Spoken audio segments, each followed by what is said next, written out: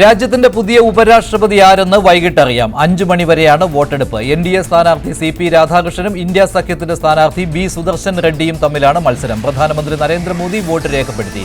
വിജയിക്കുമെന്ന ആത്മവിശ്വാസമുണ്ടെന്ന് Sudarshan Reddy.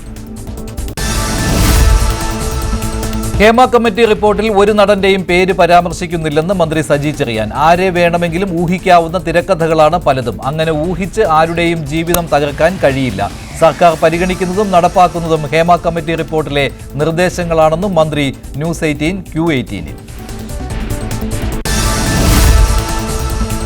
Custody മർദ്ദനങ്ങളുമായി ബന്ധപ്പെട്ട വിവാദങ്ങളുടെ പശ്ചാത്തലത്തിൽ ഉന്നതതല യോഗം വിളിച്ച് DGP. പോലീസ് മർദ്ദനങ്ങളുമായി ബന്ധപ്പെട്ട വാർത്തകൾ സേനയുടെ പ്രവർത്തനത്തെ ബാധിക്കുന്ന പശ്ചാത്തലത്തിലാണ് ഇടപെടൽ. പുറത്തുവന്ന ദൃശ്യങ്ങളുമായി ബന്ധപ്പെട്ട് റേഞ്ച് IG-മാരോടും ജില്ലാ പോലീസ് മേധാവിമാരോടും വിശദീകരണം തേടും.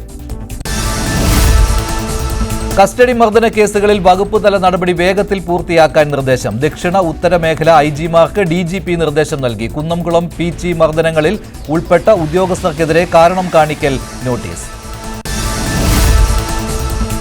കേരള പോലീസ് നരാധമന്മാരാകുന്നതിന് ഉത്തരവാദി മുഖ്യമന്ത്രിയാണെന്ന് രമേശ് ചെന്നിത്തല. മുഖ്യമന്ത്രിക്ക് പിടിപ്പുകേടും അനാസ്ഥയും ഭരണപരമായ പരാജയമാണ് പോലീസിനെ ഈ അവസ്ഥയിൽ എത്തിച്ചതെന്നും ചെന്നിത്തല. സ്റ്റേഷനിൽ എത്തുന്നവരെ ആക്രമിക്കുന്നുവെന്നും ചെന്നിത്തലയുടെ ആരോപണം. സ്വർണ്ണവില സർവകാല റെക്കോർഡിൽ. ഗ്രാമിന് ആദ്യമായി 10,000 രൂപ കടന്നു. ഒരു പവന് 80,880 രൂപയാണ് ഇന്നത്തെ വില. ഒരു പവൻ സ്വർണം വാങ്ങാൻ 90,000 രൂപയിലേറെ നൽകേണ്ടി വരും.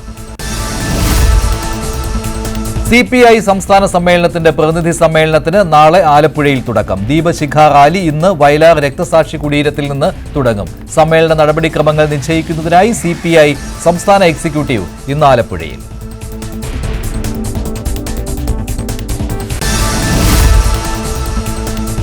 ഫാഷൻ ഗോൾഡ് തട്ടിപ്പ് കേസിൽ എൻഫോഴ്സ്മെന്റ് ഡയറക്ടറേറ്റിന് തിരിച്ചടി. കള്ളപ്പണ ഇടപാട് കേസിൽ മുസ്ലിം ലീഗ് നേതാവ് MC കമറുദ്ദീന് ഹൈക്കോടതി സിംഗിൾ ബെഞ്ച് ഉപാധികളോടെ ജാമ്യം നൽകി.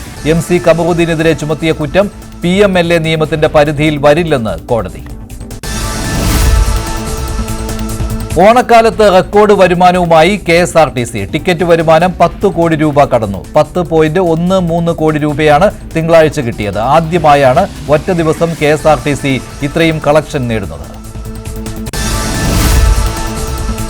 ജെൻ-Z പ്രക്ഷോഭത്തിനൊടുവിൽ സാമൂഹ്യ മാധ്യമങ്ങൾക്ക് ഏർപ്പെടുത്തിയ വിലക്ക് നീക്കി നേപ്പാൾ. അടിയന്തര ക്യാബിനറ്റ് ചേർന്ന് തീരുമാനം. പ്രക്ഷോഭത്തിൽ ഇതുവരെ കൊല്ലപ്പെട്ടത് 19 പേർ.